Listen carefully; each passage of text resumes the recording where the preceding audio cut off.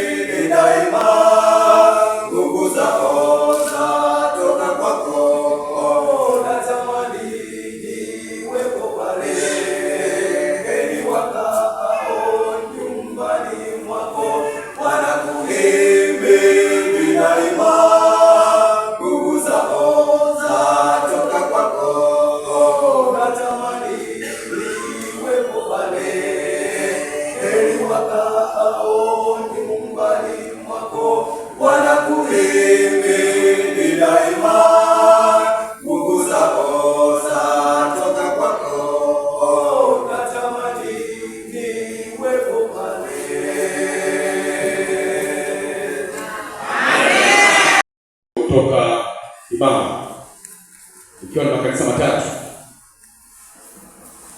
Kwa hiyo tukaanza kuunda mifumo ya kitaa, kufungua akaunti, kutafuta anwani, kuunda baraza, mifumo ya taarifa. Hatimaye mtaa umesimama leo ni mwaka wa 3. Na katika utimizo wa miaka 3 kamili nipeka Biblia, Mungu akaniambia imetosha, anakuja mchungaji mwingine. Kwa hiyo ndugu zangu, niwashukuru sana mimi binafsi kwa upendo wenu kwangu. Mtaa Luguruni ni mtaa mtamu sana kuongoza, mtaa rahisi, mtaa wenye upendo na ushirikiano, mtaa wenye ukarimu sana. Umetendea mema, Mungu awabariki sana. Nina salamu kutoka kwa mke wangu, angekuwa hapa siku leo, alikuwa amenisubiri kwa hamu. Sasa nani mjua kwamba yule binti yetu kwa pili Nice alipata ajali, alivunjika mkono na ajali ya Costa na lori kwenye mafahamu, hata mkuja nyumbani kutuona. Amekana na ile POP. Hivi dokta, ni nini maana ya POP? Plaster of Paris. Hata mimi nikashangaa. Plaster of Paris. Kwa hiyo Paris kwenye plaster zao ni POP. Kwa hiyo amekuwa na POP wiki 6. Juzi Jumatano tulipeleka tena. Maana alipopata ajali tukapeleka pale kituo cha afya pale Kongowe. Akasema hapana, kwa mpunjiko huu nendeni Tumbi. Tukapewa ambulance mpaka Tumbi, wakasema hapana, kwa mpunjiko huu hata Tumbi mabingwa wa mifupa na wenyewe wakasema hapana. Nendeni Muhimbili Moi. Tukaenda Moi, Mungu atupatia watu. Kule tulipokelewa kifalme, akahudumiwa, amekaa na POP hizi wiki 6. Sasa juzi alipotoa ile POP akatuambia akae siku 3 tena aende kwenye check-up. Kwa leo mama alipeleka kwenye check-up, ndio maana imeshibidi aende asije hapa. Mama mchungaji anawashukuru sana. Wamama mbarikiwe. Yule mama ana alama za upendo wenu. Wanawake wa Luguruni, wanawake wa Msakuzi, wanawake wa Benimoa, wanawake wa Mshikamano, wanawake wa Edeni, na mabinti wote na watoto, mama mchungaji anawashukuru. Ameniambia ni wachungu. Umepokea? Yeah. Hiyo sio ya kwangu, ni kwangu inakuja.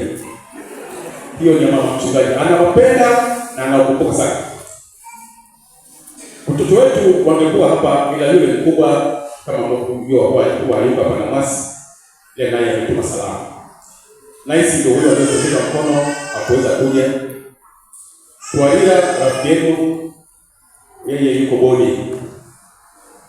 Kwa ila alienda bodi na yeye alisema lazima niende bodi.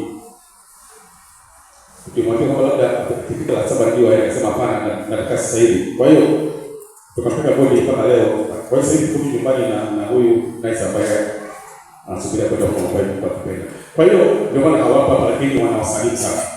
Sasa familia yangu haina lugha inayotosheleza kueleza upendo wenu kwangu. Tumekaa Luguruni kwa furaha na tumeenjoy kuwatumikia, na muda wetu umeisha kwa heshima kubwa. Bwana awabariki sana. Tulipokosea mtusamehe. Tusameheni mapungufu yetu, kumbukeni yale mema. Tulipokosea tunaomba kabisa mtusamehe. Sisi ni wanadamu tunaotumika, tunaomba msamaha kwa mapungufu yetu na tunazienzi mno baraka tulizopata kwenu, na Bwana awabariki sana.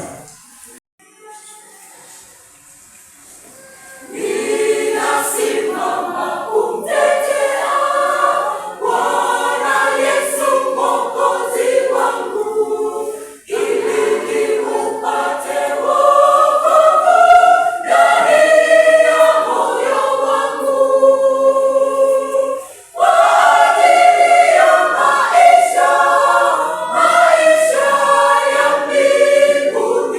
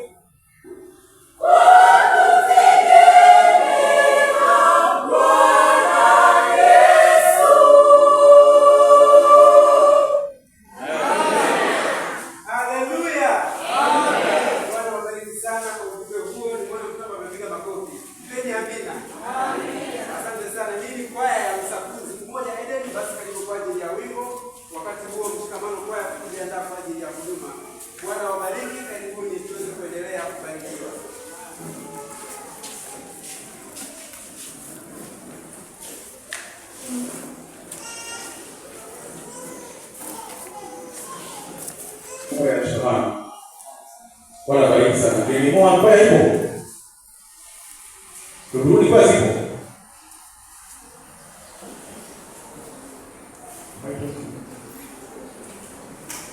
Basi tutatualika katibu tutafika. Kama sijamkaribisha mchungaji nisema kwanza kuwashukuru sana. Kama nasema mama mtabu leo kuna miaka 3 na siku moja ya leo. Bwana mimi nimesimama kuwashukuru. Pastor mtabu na uzoefu wa mchungaji mmoja tu. Sasa je, ila uzoefu huko nyuma ulikuwa mtaa wa Kibamba. Kwa hiyo baada ya mifumo tuliyoiweka nimekuambia kule ndani tena nakwambia tena mbele ya mtazamo. Kwa kuboresha. Na kama ndio shauri yangu kila siku. Kwa mchungaji anayekuja afanye makubwa kuliko anayeondoka.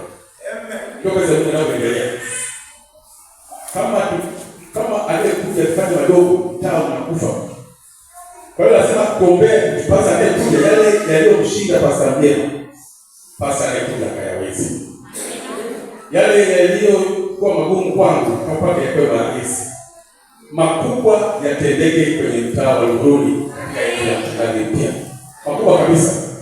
Mpaka dunia ije kuangalia kwa ambayo Mungu ameyatenda. Kazi ya Mungu inaendelea kwa kukua. Anayekuja amzidi aliyekuwepo hapo mwanzo.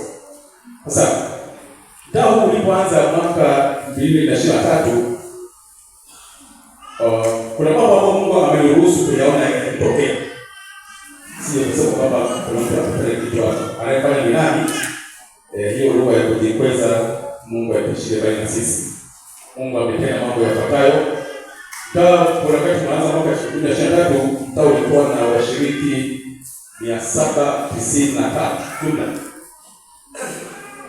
Leo tunapokabidhi mtaa kwa mchungaji, mtaa una washiriki wa kitabuni 973. Jumla tumekuwa na ongezeko la wanaotoka waliobatizwa bali kutoka idadi yao. Jumla ongezeko wa washiriki walio kitabuni walioongezeka kutoka maondoleo waliohama ili waongezeke wachungaji wetu wachungaji. Hivi hapa kwa wachungaji labda ndio unajua Mungu. Ongezeko wa washiriki 180. Bwana pewe sifa. Katika wale wafuatao Luguruni 2023 walikuwa washiriki 552 wa kitabuni, na leo hii Luguruni wako 646. Jumla ya washiriki waliongezeka 94. Sababuzi hapo leo kuna kesi nzuri. Walianza 146. Sasa hawa walizaa. Kwa hiyo badala ya kuongezeka wakafanya nini? Simeelewa. Wakazaa kanisa la Eden. Kwa hiyo sasa hivi wako 123. Lakini yani walipungua wale ndio tena wameongezeka kwa sababu sasa hivi ina washiriki 57. Nilikuwa tumeanza na washiriki 65, sasa hivi wako 79, wameongezeka 14. Shikamano tulianza na 30. Shikamano ilipangwa siku 20 tu baada ya mtaa kwanza. Wakazaliwa shikamano kwa washiriki 30, sasa hivi wako 69. Kwa hiyo wameongezeka washiriki 39. Eden ilianza na washiriki 25. Sasa sisi wa kupanga Eden ilikuwa kwa tunaomba Mungu kwanza kuhesabu. Huwa wanatakiwa wangapi? 25. Walipotimia 25 wakawa wameisha na maongezeka hata huko. Lakini wakaanza. Sasa hivi wako 57. Wameongezeka 32. Sasa jumla ya watu waliobatizwa katika muda wote wa miaka mitatu, jumla katika mtaa wetu kwa miaka mitatu, makanisa matano sasa, wamebatizwa watu 233. Bwana apewe sifa. Kuna sababu mambo ambayo Mungu aliruhusu niona ikitokea. Tangu ulipoanza Eden haikuwepo kabisa. Sasa naomba Eden msimame. Eden naomba msimame. Wote Eden simameni. Ambao mchungaji pasa hilo ndio kanisa changa. Naomba msimame hivyo. Hawa tangu ulipoanza hawakuwepo. Walizaliwa katikati ya safari. Na sasa Alafu walikuwa wala hawana eneo. Wanataka huku kuna kwa tumefanya familia ya pembeni. Ama pembeni pa? Ama pembeni huko? Alipo. Hapa mpe salamu zetu za upendo na shukrani. Pale nyumbani kwake tulipewa hifadhi ya kukaa kwa ajili ya ibada. Naomba tumame, simameni. Msioke rafiki yangu. Sasa tukapata kiwanja tukakilipia. Hivi ndio hao wamelipia milioni 30. Kuna kiwanja tumelipa zote na tumeanza ujenzi. Shauku yangu mzee wa kanisa kiongozi hapa. Kama kuna wimbo ambao unatakiwa uimbwe kwa chorus kubwa ni ile hii kwa ajili kwenye eneo la Zipia. Nami ndio nitamani niwepo ila Mungu hajaruhusu. Lakini Bwana aliye kuanzisha kazi yake kukamilisha. Bwana atawajilia na atawapandisha toka huko ile nchi aliyoiandaa kwa ajili yenu. Kwa hiyo tunabidi tarehe kwenye kanisa hili la eneo letu muda si mrefu. Naomba keti. Hawa nao wana ujenzi basi. Kama unaangalia kwenye ile group yetu ya makanisa nimeposti majengo leo tunafanya kazi ambayo tunalijenga. Kuna jengo la kanisa la Eden. Jana nilifungua sabato Eden. Nilimwomba mshikamano na semeni mshikamano. Ya mzee kiongozi ni yule hapa mzee. Sasa hawa nao ili kanisa liseme kuwa ni wanachuo walikuwa wanakajengo kafupi. Wakaamua kulivuta kwa imani. Sasa walijengo kubwa refu. Ile kanisa ile linatosha na watu. Kwa hiyo kuliboresha na kulinawilisha. Nimefanya kazi kubwa na Mungu awatunze maana kazi ni kubwa. Kanisa ni wanafunzi wengi bila wanatumikia Mungu. Nao bado wako kwenye ujenzi mkubwa wala sio mdogo. Wana ofisi kubwa. Hata ukitaka ufanye baraza la mtaa unafanyia tu hapo shamba. Bwana awabariki sana. Naomba mketi.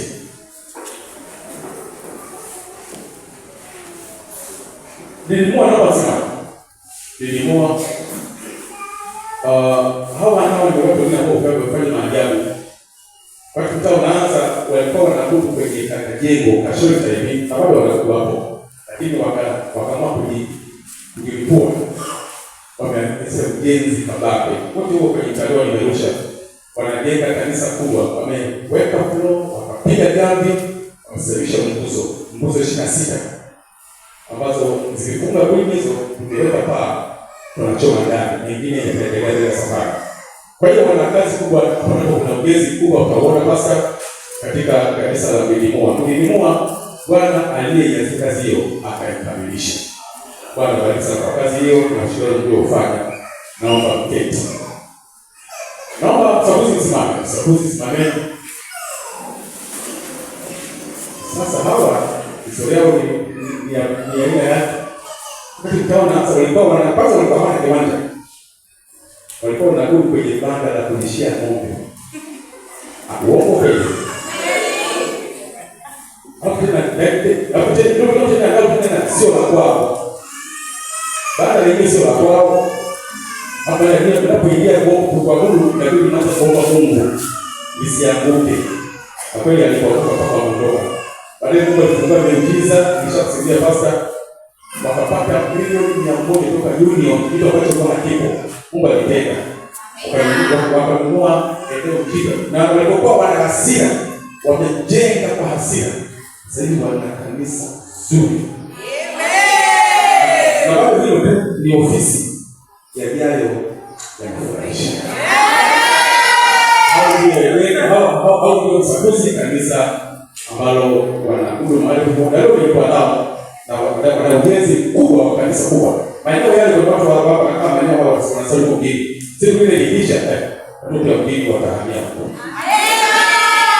Naomba peti Mungu awabariki sana kwa kazi wanaofanya. Naomba watu wa grupu simame. Sasa hapa napo kuuliza kubwa kimefanyika. Hili jengo wakati kuna Mungu amenipa fursa ya kuona Zebeda yuko hapa. Wakati mwaka 23 alikuja kwa mwenyekiti wa conference wakati huo. Akasema mtu anaweza akapiga sarakasi kuanzia huko. Akapita akatokea wapi? hata maisha alikuwa yako wazi tu. Hata yule anakusanya pesa akapata kukuru. Akitokea huko. Leo tuko kwenye feni. Haleluya. Amen. Na taa za rangi. Hizi taa ni za rangi. Kulikuwa kuna flow, kulikuwa kuna gypsum. Leo kanisa linapendeza. Mungu barikiwe. Vipi umejenga kanisa zuri la watoto? Mama hapo nimeona yakitokea. Sikufanya bila Mungu ameruhusu milioni kutokea. Hilo kanisa hapo zuri. Na hizo kulikuwa msingi, jiwe la msingi na mwenyekiti wa Filipi. Sasa ndio anakuja hapa kaweka.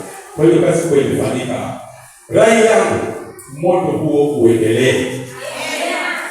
Makanisa yakiwa kazini, hakuna maziungu, hakuna umbea, ni kazi kwa kwenda mbele. Ulibarikiwa kwa moto huo, tamani na naamini sasa hivi huko kuna ghorofa. Napanda. Si bali tutakutoa pale chini, tutakuwa tunakula hewa ya juu. Haleluya. Ya, kuna ghorofa inajengwa huko, nadhani kasi refu. Ofisi ya mchungaji itakuwa ghorofani. Huko tunajenga canopy, huko tunajenga ghorofa, na hili jengo litawekwa wakfu muda si mrefu. Hiyo ndio sema baba kanisa la Luguru liwekwe wakfu ndani ya muda si mrefu, na mimi Mungu ndio kanitimiza. Kwa hiyo naomba wote tuunganishe nguvu kuisongesha mbele kazi ya Bwana. Naomba tuketi na Mungu awabariki sana. Zangu kusema hayo ni mengi, lakini hapa muda wetu kuelezea. Mimi ninapohama hapa naenda mtaa wa Bisiga. Bisiga huko Kibaha. Wala mnaojua Kibaha kuna mtaa unaitwa Bisiga, ndipo nimeamishiwa. Kule alipo mchungaji James Machage ambaye amestaafu. Ndipo mtumishi wa Mungu katika ngazi mbalimbali. Sasa amestaafu, ndio mtaa ambao nimehamishiwa, na nadhani hata nilikuwa nina vikao hapo tunapanga jinsi ya kumwaga mzee mzangu ambaye alikuwa hapo. Kwa hiyo ninakuwa mtaa wa Bisiga ambao Kibaha. Karibuni mtaa wa Bisiga. Wale kusema hayo sasa tena shukuru Mungu aliyenipa fursa ya kuhudumia. Moyo wangu umepatana na hii maendeleo ya Burundi yako ndani ya moyo wangu kama taa. Kila jema na nikazie upendo. Ina alama za upendo wenu ambazo hazifutiki. Bwana awatendee mema. Sasa kwetu anakuja tukisasa na leta upendo mchungaji George Audat Baraka. Mchungaji Baraka alikuja kutokea mtaa wa Mikocheni katika jiji la Dar es Salaam, akuja mtaa wa Luguru. Napasa kwa heshima sasa nikukaribisha. Karibu hapo ili tuweze kufanya utambulisho rasmi. Baada hapo basi tutakuwa tunastahili wajinga watu utamu kwa kupokea mchungaji. Mchungaji George Baraka wakati kuna mchungaji wapo ambao mmekumwona. Sasa mchungaji huwa hakuficha, wanafahamika na wanaonekana. Sasa mchungaji George Audat Baraka iko hapa na familia. Na sasa kwa heshima ni waalike waje hapa karibu. Ili ninapotambulisha tunawaona mubashara. Mama mchungaji karibu.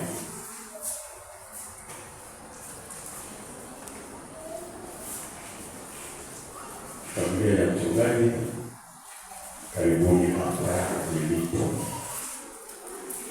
Karibuni hapa nilipo ili tuweze kuwapokea rasmi. Amen. Amen. Amen.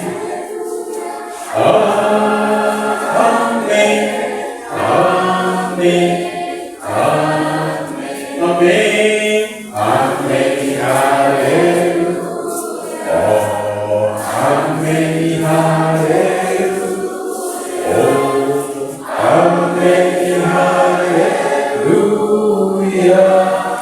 Oh, amen. Hallelujah.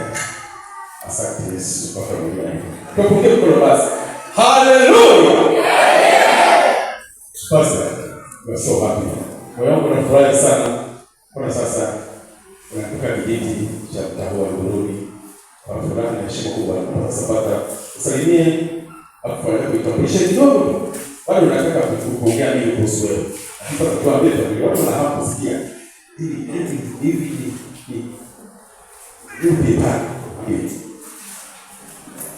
Bwana Yesu asifiwe. Amen. Jina la Bwana litukuzwe. Amen. Ya kama nimekutambishwa Jojo Baraka ni mke wangu. Naitwa Gaudestia Michael. Na nimebarikiwa kuwa na vijana wanne nyumbani. Amen. Kuna first born ambaye yuko hapa anaitwa Praise. Yuko Caps. Lakini huyu ni kijana wetu pili anaitwa Blessings. Naye amekuja jana kutoka Caps. Karudi shule. Wanakaa huko. Lakini tunaye binti wa tatu. Haleluya. Yaani haleluya ndio jina lake. Na kijana wa nne ni Oli. Huyu ambaye ameshikwa na dada yake. Ambaye ameshika anaitwa Love. Love ni binti wa pili wa kaka yetu. Anaitwa Love Nishalaka.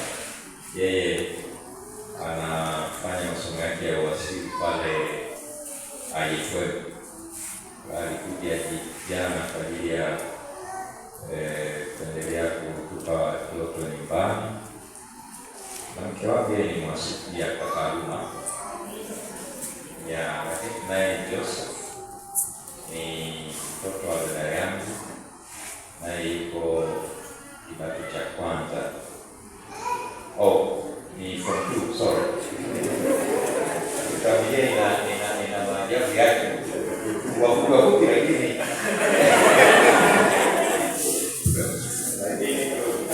umekubaliwa na Bwana pia.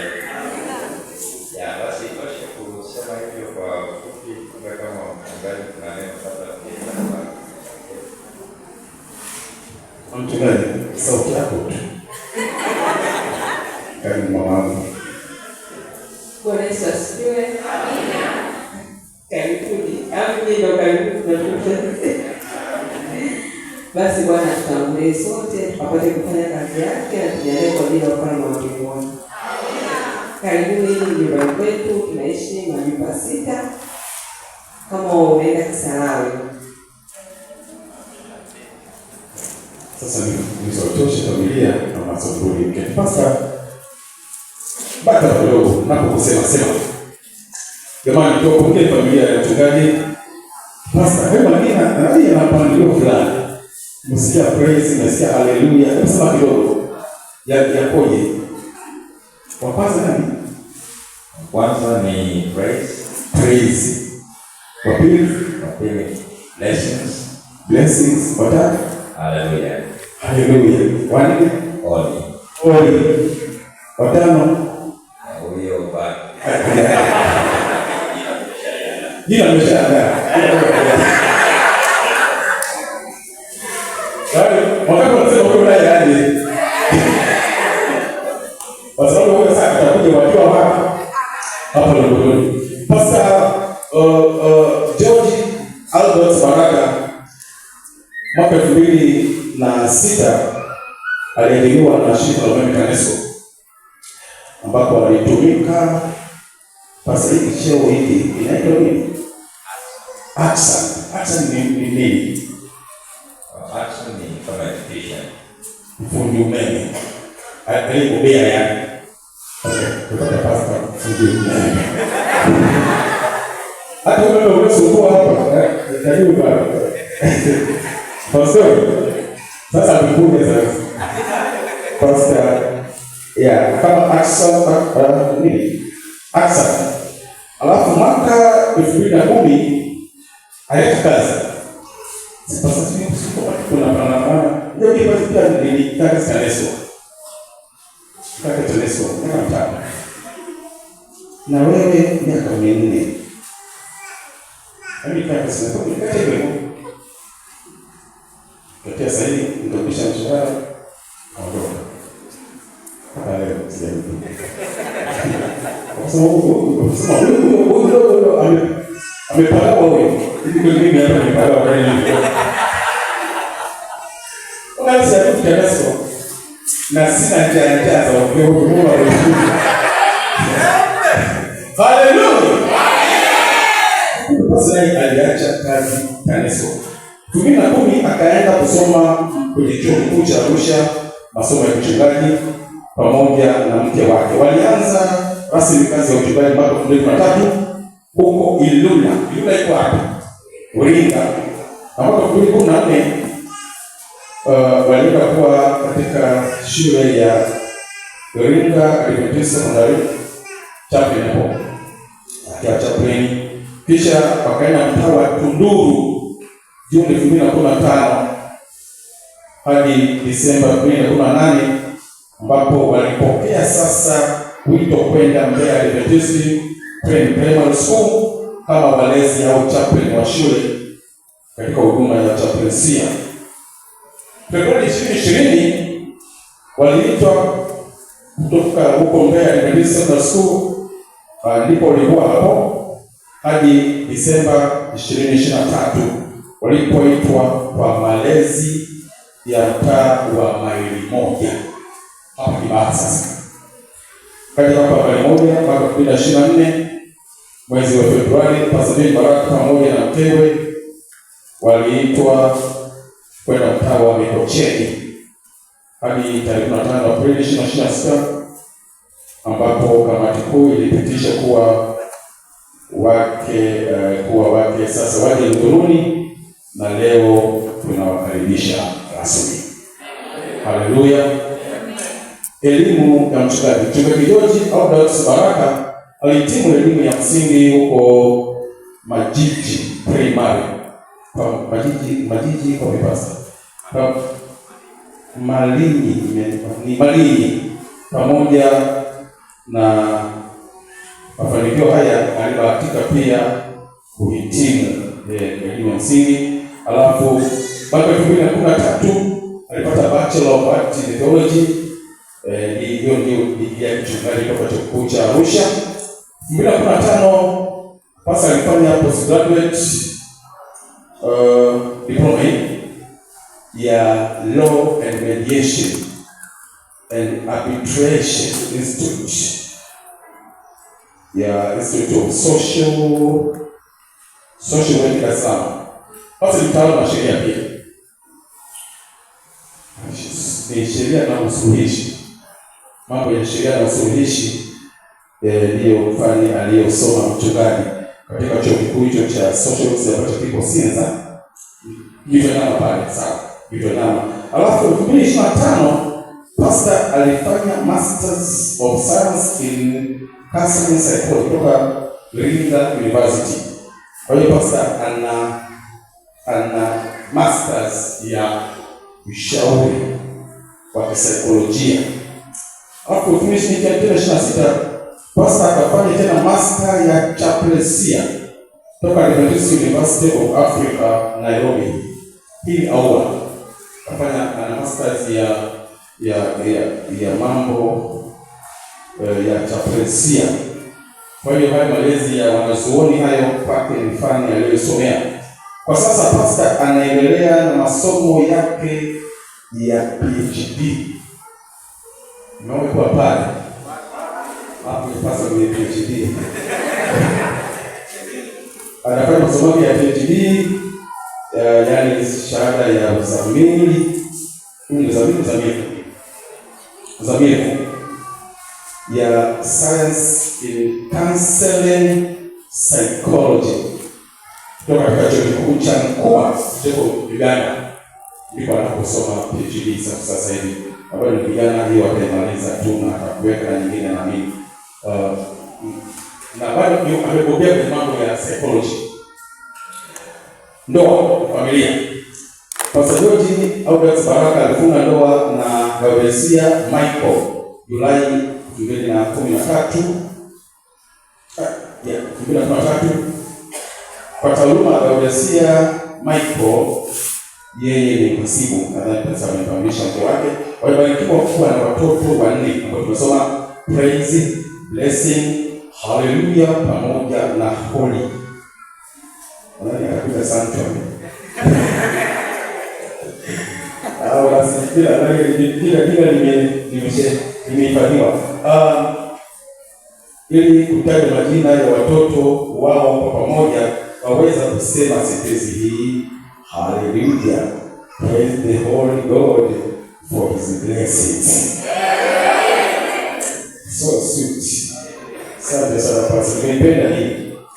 Kati yao wavulana ni 3 na msichana ni 1, ambaye ni haleluya.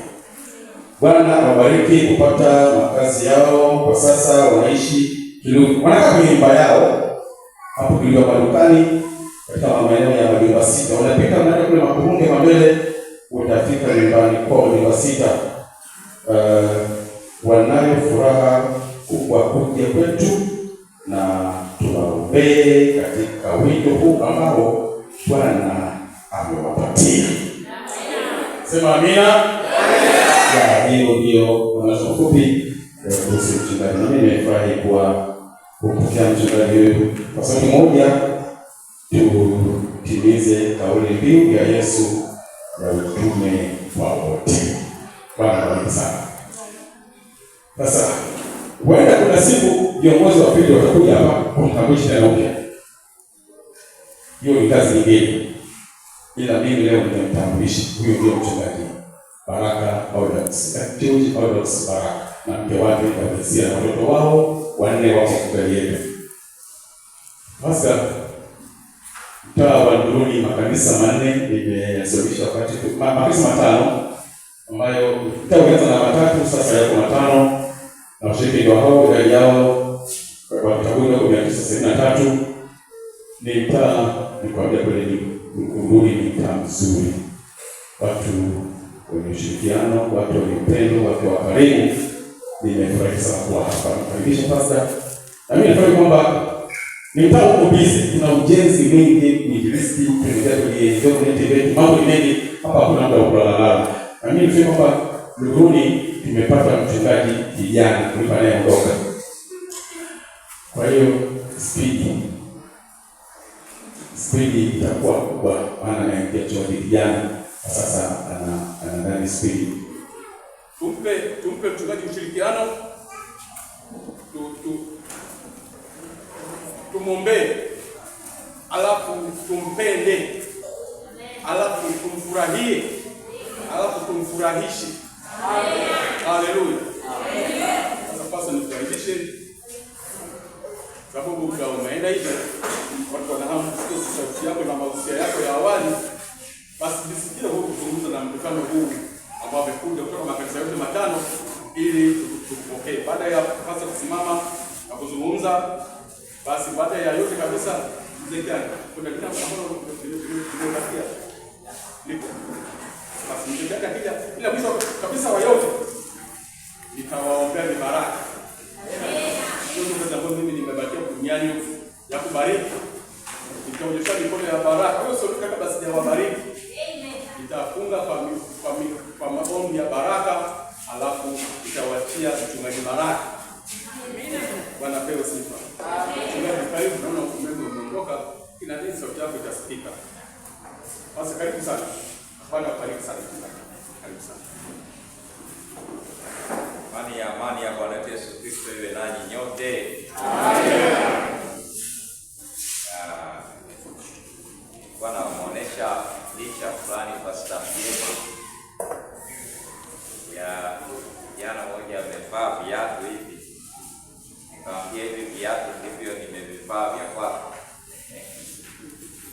Sasa Njema nimefahamu kwa miaka kadhaa sasa.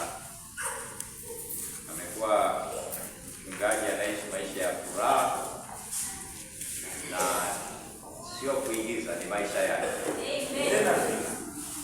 Sasa natamani na mimi niishi.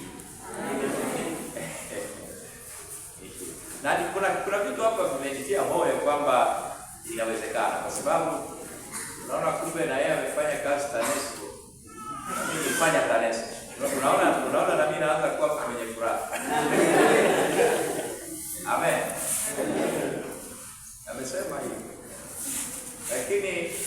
nilikuwa naangalia hapo kwamba tai aliyovaa Pastor Joe.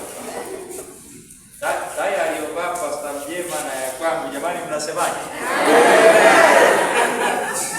Na tukupigana simu. Kwa hiyo hii ni dalili wazi kwamba na mimi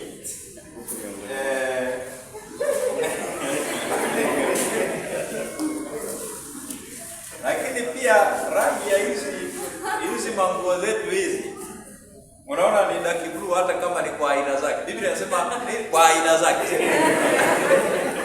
Kwa hiyo iko vizuri. Amina jamani. Kuna tofauti tu hapa, ameweka hii maneno hapa.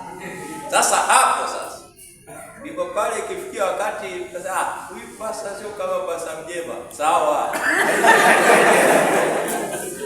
Bwana yeye ana hii, unaona hii maneno? Mimi haipo. Lakini shati nyeupe ameiona. Na yeye si imo hapa. Hiyo si ni sawa? Sawa. Sasa vitu vyetu vina idadi tofauti hapa. Hiyo si ni tofauti? Lakini kwa neema ya Bwana tunaamini hizi tofauti zetu zitaleta utukufu kwa Mungu. Kama ndoa, kama mwanamke na mwanaume wako kwa sura na mfano wa Mungu, lakini tofauti wao unaleta umoja kamilifu. Okay, kwa hiyo naomba Mungu anisaidie roho ambaye amekuwa ndani yake, na ameeleza hapa kwamba akawe ndani yangu maradufu, ili ile kusudi la kubadilishana kalete kwa Mungu utukufu. Amina. Hiyo nimeishika kama ombi la pekee, na kwa kweli Mungu atusaidie sana. Katika kupata ngali kijana mwendo, naona tena ameisema hii kauli hapa. Kuna watu fulani alisema kwa kile kilichoelezwa na Yohana kwamba kuna faida na changamoto za yote mawili. Hakuna ambacho kitakuwa cha zaidi kuliko Kristo mwenyewe kuweza kutumika pamoja na sisi kazini. Amen. Ya maana nilisoma wakati Mariamu Magdalene anaenda kutoa taarifa ya kufufuka kwa Yesu. Biblia inasema Petro na mwanafunzi yule aliyependwa walielekea wapi? Kaburini. Yule mwanafunzi aliyependwa, kwa sababu alikuwa kijana, alifika kwanza kaburini. Alipofika akachungulia ndani ya kaburi, hivyo anasema akaona sana. Na alifika kwanza, baadaye Petro akaja, akaingia mpaka kaburini, akashika sanda na kitambaa na akahakiki kwamba Bwana hayupo. Kwa hiyo kuna umakini na wepesi. Yaani mzee amekwepa mishale mingi na ana uzoefu. Natamani roho Bwana aliye ndani yake akawe ndani yake. Siteteleki kwa sababu katika ule utambulisho nimeona kuna viongozi wenye umri mkubwa ambao wako kwenye ofisi ya mchungaji. Naona mimi nitakuwa na mambo ya kikubwa kubwa kwa neema ya Bwana. Wewe nitakuwa na mambo ya kikubwa kubwa kwa mchungaji. Hiyo lugha tata na Kiswahili kizuri. Kwamba katika kusikiliza, kuamua kwa hekima, ninabarikiwa na viongozi wenzangu ambao nimetambulishwa kwenu, na Mungu aendelee kututumia pamoja ili kufanikiwa. Au baada ya kusema haya, sikuwa nimeandaa hotuba hii, na ili nisichukue muda mrefu kuzungumza. Najua ya kwamba pasta anakwenda, ningali nikiwa nani kitambo hii, haijulikani ni lini, wakati huo ambao itatosha tena Mungu kuniita mahali pengine, lakini nitakuwa na mengi ya kuzungumza nanyi na kuwaombea, tukidumu kuwepo pamoja kwa neema ya Bwana. Amen. Basi ninafarijika pamoja na familia yangu na mke wangu. Nilikuja hapa jana na tulikuwa na mazungumzo na mchungaji, makanisa mengine sijayaona, lakini nilikuwa nikiangalia mpangilio wa hili kanisa. Hakuna mtu asiye na akili anayeweza akajenga jengo lenye viwango vya namna hiyo. Ngazi zimepangiliwa vizuri. Yaani kuna vitu vinaendelea kujengwa, lakini unaona hapa kuna watu wana kitu fulani ya pekee inayoleta matumaini. Kanisa ni safi. Kwa hiyo inatia nguvu, pamoja na kule Msakuzi. Nimeona tu kwaya ya kanisa, nikapata kuona picha ya jinsi kanisa hili litakavyokuwa. Ilimua shikamano Eden. Katika utajwa kwenu kwa neema ya Bwana anisaidie kufika huko upesi, ili kuendeleza kazi ambayo kwa mkono wa Bwana alifanya kupitia mchungaji. Mambo machache tu ninayohitimisha nayo, au jambo ninaloweza nikalisema ni kwamba toka nimeambiwa nitakuwa hapa na mke wangu, tumekuwa na kanuni moja kwamba ukiambiwa nenda mahali, malaika zako wanaenda kule ulikoambiwa wewe.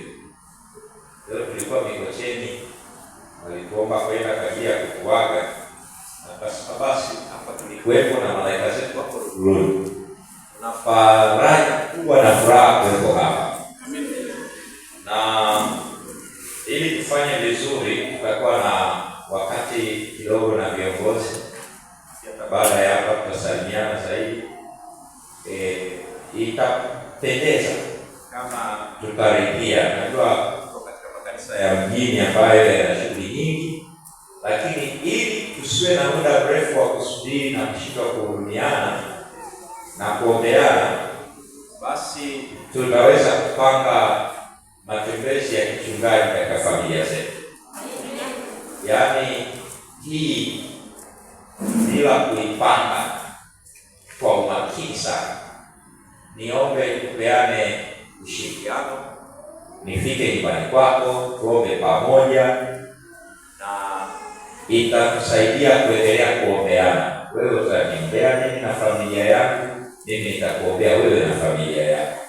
Hilo ninasema ni wazo utakaloshiriki pamoja na viongozi wa kanisa, watavileta makanisani kwetu, alafu tutaangalia jinsi ya kureflect, lakini ni kitu ambacho kinaweza kikaanza saa hii mara kabisa. Chara. Jamani, wakati wanaelewa hiyo mambo, hayo sisi tuko sawa. Kwa hiyo hilo ni kubwa na litakuwa limebeba mambo mengine mengi ambayo ninaamini kwa utukufu wa Bwana tutafanikiwa kwa pamoja. Neema ya Bwana Yesu Kristo iwe nanyi, na kwa kweli kwa kuwepo hapa Pastor Mjema, tunamshukuru Mungu kwa ajili yake. Tutakuwa na siku ambayo tutamuomba aje tena. Amina jamani. Sasa si unaona umeshatambulisha, ninaweza kuongea kama wewe. Kama mchungaji wa Lulu.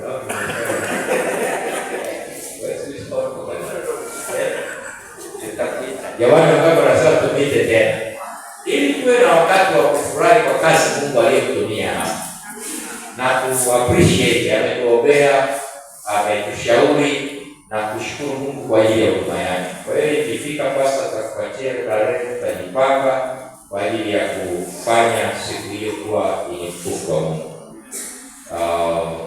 Ninawaombea mema na Bwana awabariki sana. Mama taji na mwanangu siku. Hii namba nilikutajia iseme na maana nzuri. Na maana nzuri. Ukisha iseme, hakikisha unalitumia message. Ninawaambia, alafu bahati nzuri au mbaya, sijaandika speech lakini nitaiandika.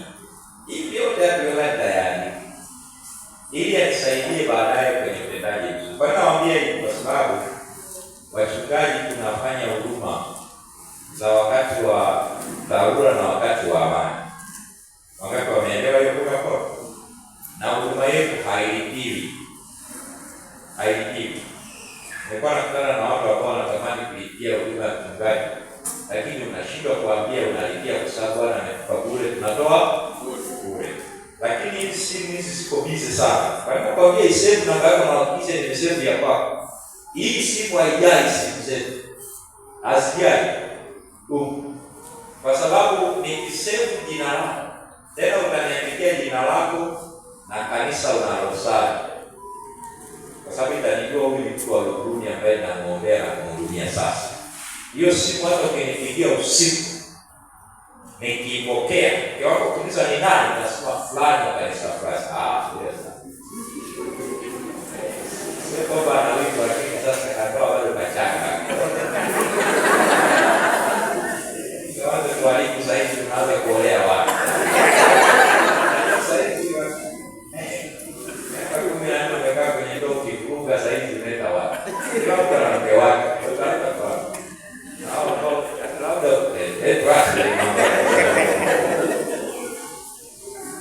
kwa hiyo napo utakayosema kisha unatumia message, andika tu jina lako, alafu andika jina la kanisa lako. Sawa Nita appreciate na nitajibu kila mtu atakayekuwa amenitumia huo ujumbe. Tutaja namba 2 ambazo ukipiga ukiona haijapokelewa unatuma ujumbe wa kile unachotaka kuniambia. Nina tabia ya kutumia simu wakati fulani saa 1 mpaka saa 2 ya usiku. Lakini wakati wote unaweza ukaipiga pia. Okay. Baada ya hapa kuna namba ya Tigo ambayo uliandika vizuri. 0677 087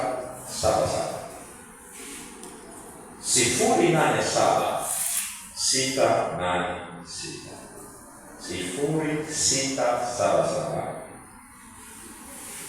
087 686. Ninaomba save hiyo namba. Na wakati ukinipigia alafu nikaona namba isomi jina lako na ni mshiriki wangu, ndio akashangaa kupigia baada ya siku 3 umeshafika. Huwa ninapiga simu kwa kipaumbele. Lazima niwaambie kweli. Jamani bwana siku sana. Lazima niwaambie. Na ninapenda na nimefanya hivyo. Sitaki kuhudumia watu kwa upendeleo. Wote kwa msalaba wa Kristo alinipambana.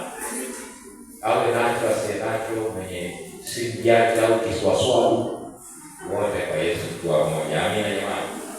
Hiyo namba ya kwanza ambayo ipige au tuma message ya kawaida. Namba ya pili ni namba ya WhatsApp. Namba ya Vodacom ni 0767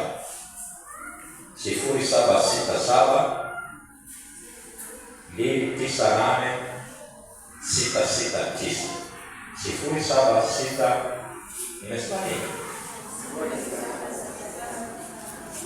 No, ni 0769 tamam. 0769 298 669. Hiyo kwenye WhatsApp. Na kwa wale makarani makatibu wa kanisa na hapa ruhusa sasa na mrimove mara moja kwa sababu kwenye magrupu yote nimetoa hizo. Remove kila mahali. Sijajua kama mshirika wake huko hapa wapi. Kama huko hapa Lulumi kwenye grupu la kanisa tunamwacha. Maana ni mshirika. Ila mengine yote kwenye grupu la mtaa remove. Ila hamtafanya maana utaona kwa yeye mwenyewe atatuaga na toka. Amina jamani. Hiyo.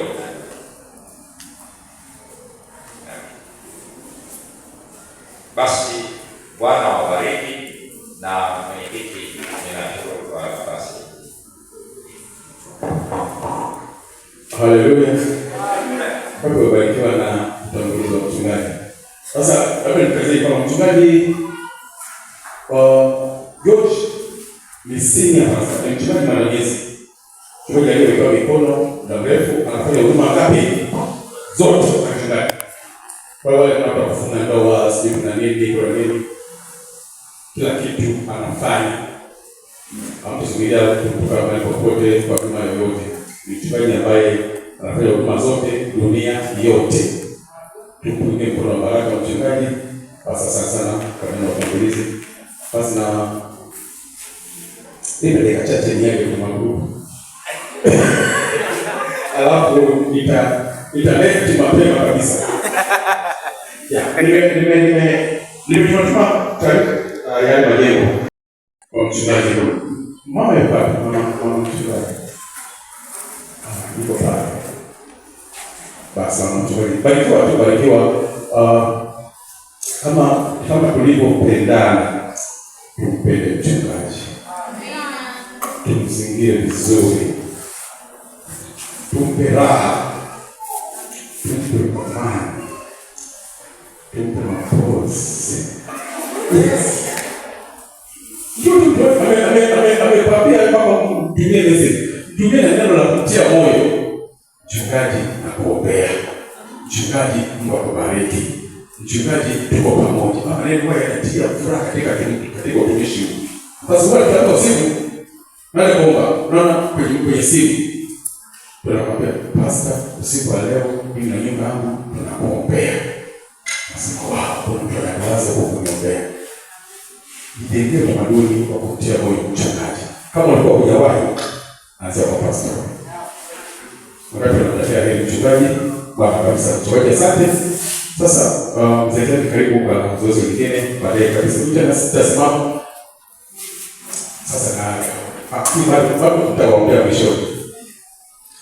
Kisha wewe unapotamka baraka za mwisho. Mzee kabisa karibu. Asante mchungaji kwa nafasi tena ya pekee. Sasa mchungaji wetu hapa na mchungaji George Baraka amesema sasa atakuita, sio sisi, atakuita. Tunasubiri atuambie sasa mwiteni mchungaji na sisi tutamuita. Amina. Sasa kwa sababu ya muda niwaombe wazee wa kanisa, mzee Kioko mahali ulipo, mzee Dani Fadhili, mzee Ngale, mzee Mabanza, ya John, karibuni mahali hapa.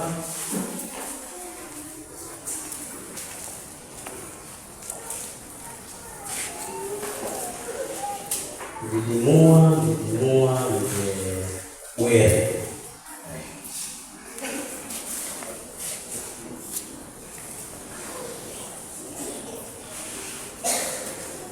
Mchungaji ameongea maneno mengi kwa Bwana.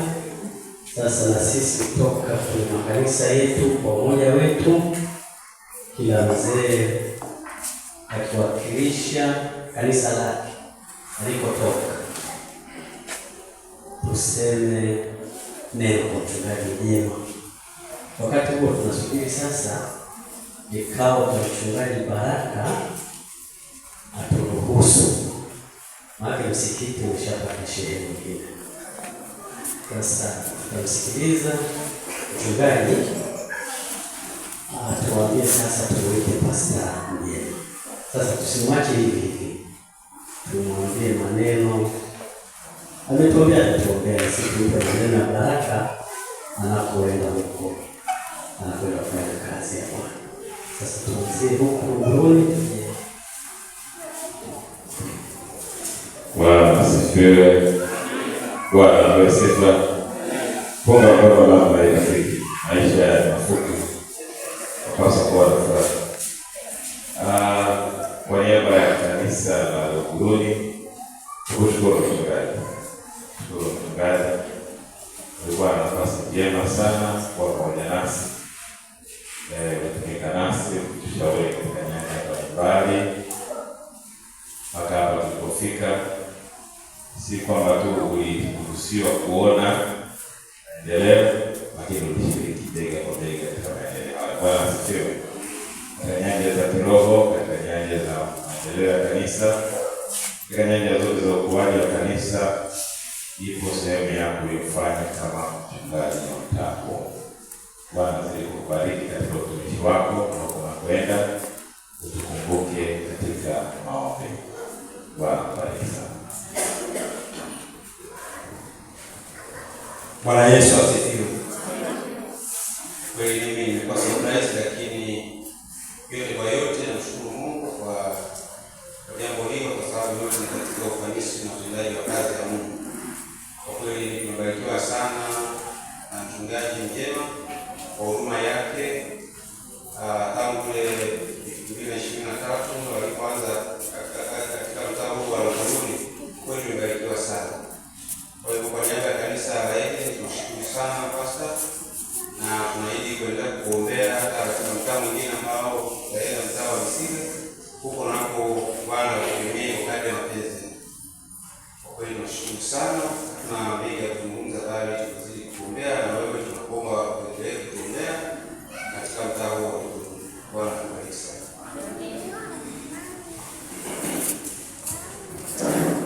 Haleluya kanisa. Kwa kweli tulipata mshtuko mkubwa tulipoanza kusikia habari za mchungaji Kipara. Mshtuko unakujaje? Ni kwa sababu ukiwa karibu na mtu zaidi, hata anapokuambia jambo la kuagana lazima upate mshtuko na kuacha. Nini kimesababisha? Lakini basi pamoja na mshtuko ambao tulipata baada ya kusikia taarifa hizi, tukasema mapenzi ya Bwana yafanye nini? Yatimie. Kwa sababu ni Mungu aliyeruhusu mchungaji akaja kwetu. Tumekuwa naye karibu, kituelekeza tukifanya yale yote kwa ajili ya utukufu wa jina la Bwana. Tumeshirikiana naye, ametubariki sana. Lakini basi katika mazoea yale ambayo tumejenga tukiwa pamoja naye, tunasema kule anapokwenda, kwa sababu ni kondoo wengine anaowachunga kama sisi, basi Bwana anamtumia pedali kwa ajili ya kazi yake. Ninaamini kwamba jinsi ambavyo Mungu alitumia, na ni Mungu huyo anaruhusu ya kwamba Pastor Baraka aje kwetu, basi atamtumia apendavyo kwa ajili ya kazi yake. Kwa hiyo tunamkaribisha sana Pastor Baraka, na sisi kama viongozi wa makanisa tutatoa ushirikiano pamoja naye. Tunamkaribisha atutembelee nyumbani kwetu, atubariki na sisi tukimwombea. Tushirikiane pamoja naye katika kazi hii, na jina la Bwana litukuzwe. Kwa namna ya pekee, kwa niaba ya kanisa tunamwombea baraka Pastor Njema pamoja na familia yake.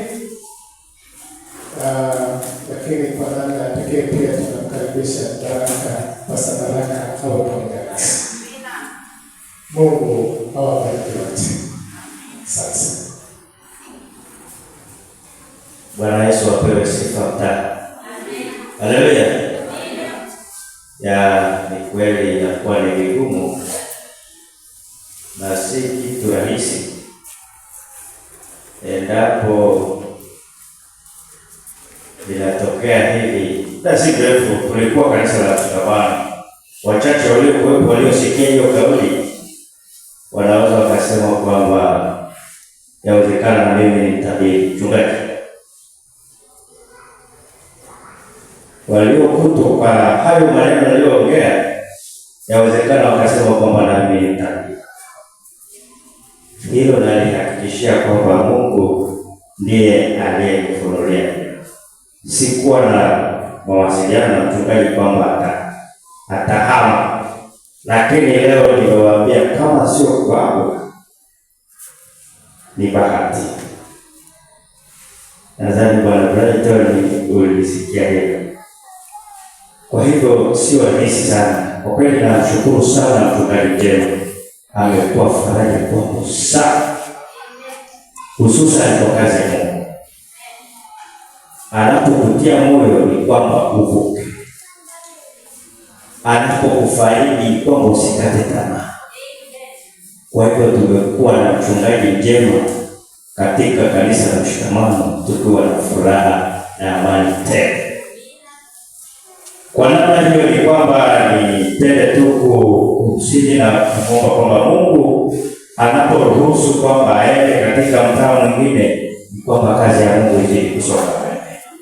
Nasi tunapompokea mchungaji Baraka ni kwamba pia kazi ikazidi kusonga mbele zaidi na zaidi katika kanisa la Mshikamano.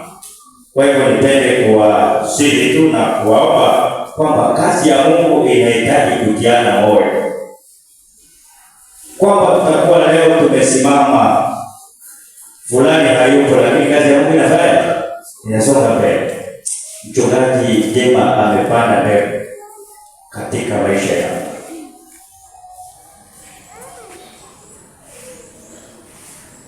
Ya kwamba usione anatembea ukasema ana mwendo. amepigwa teke.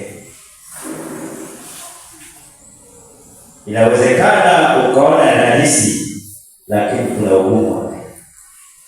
Lakini yote ni wasihi ya kwamba Roho Mtakatifu akatembee nasi kokote pale tunapopita na tunapofanya kazi ya Mungu. Mungu awabariki.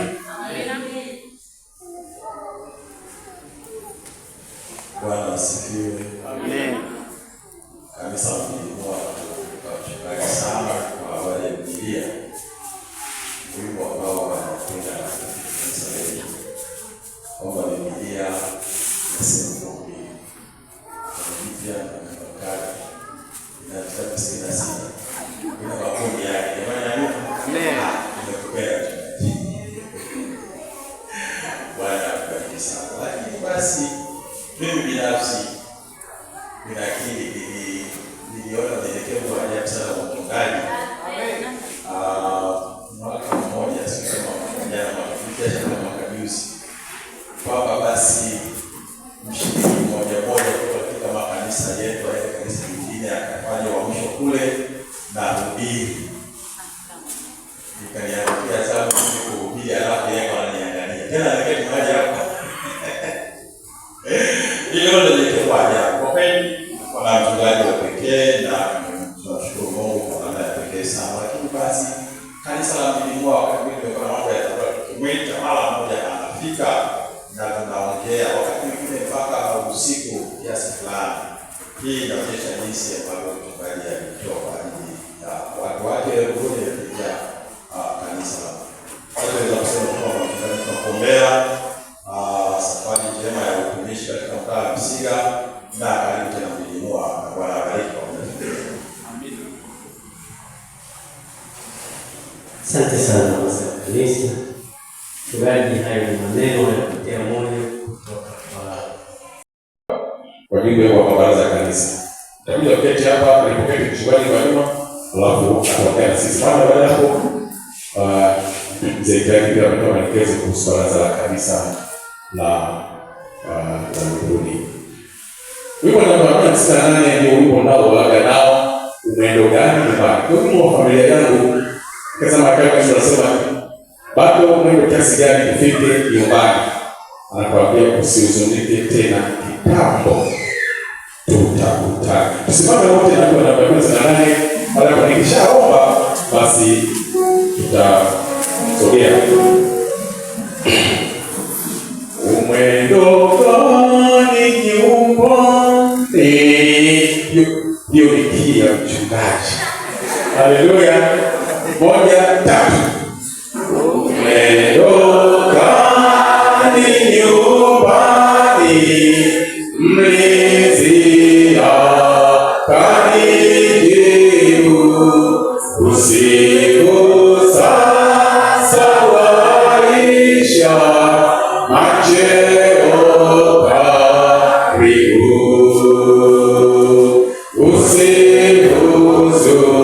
usihuzunike tena, bali mwendo hata ushike ufalme kule angani juu. Na tena nimeuliza nchi yote ikajibu, sasa mwendo watimika, milele karibu. Usihuzunike tena, ishara uzasonga, na viumbe vyangojea sauti ya Bwana. Nikamuuliza shujaa, hivyo kanitia moyo, shikilia mapi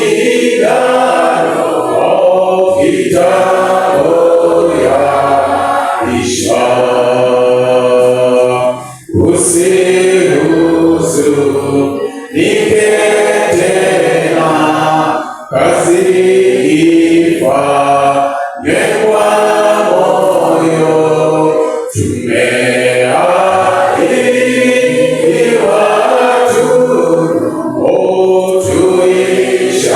tuishapo shida. Sio mbali na nyumbani, fika hata njiani, latupoza roho nayo lafuta machozi.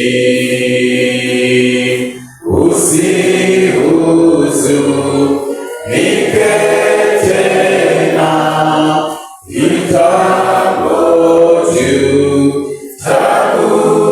tutakutana wenye furaha kamili, nyumbani mwa Baba.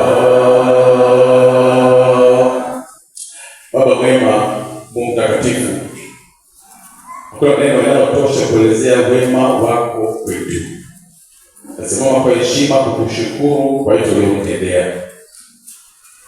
Miaka mitatu kamili imetumika hapa Luguruni. Asante kwa wema wako. Asante mno kwa wema wa wapendwa wangu wa Luguruni. Mtaa huu wenye kanisa matano sasa, ninawachia baraka zako. Na utakia baraka. Kila mmoja kwa jina lake ukabariki. Kila mmoja kwa hitaji lake ukamjilie. Kila mmoja mahali pake ukakumbuke sasa. Wa baba, wa mama, wa kaka, wa dada, watoto wadogo, na waombea baraka zako. Kanisa la Edeni wabarikiwe. Kanisa la Mshikamano wabarikiwe. Kanisa la Bidimua wabarikiwe.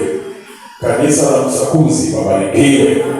Kanisa la Luguruni wabarikiwe. Viongozi wote wabarikiwe. Sasa Baba, naomba baraka mchungaji George. Amekuja kwa wakati wake.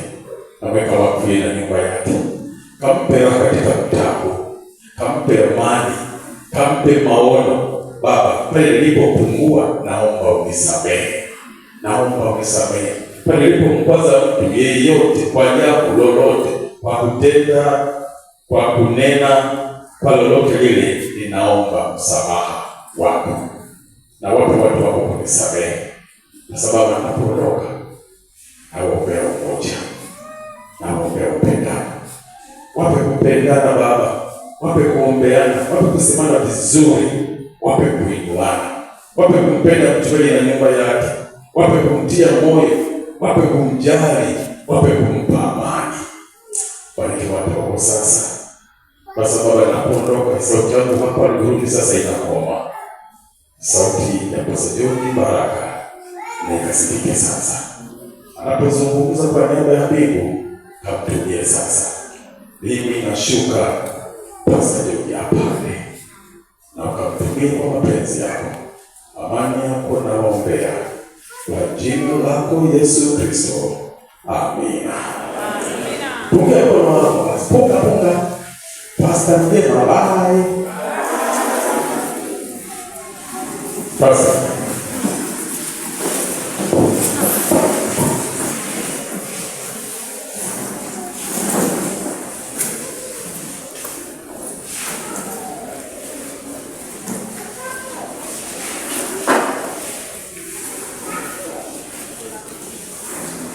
Basi jamani, wale wajumbe wa baraza ya kanisa tusogea mbele walipokaa wachungaji, na kwa ombi leo na mchungaji Charles Mjema, tuenende kwa amani.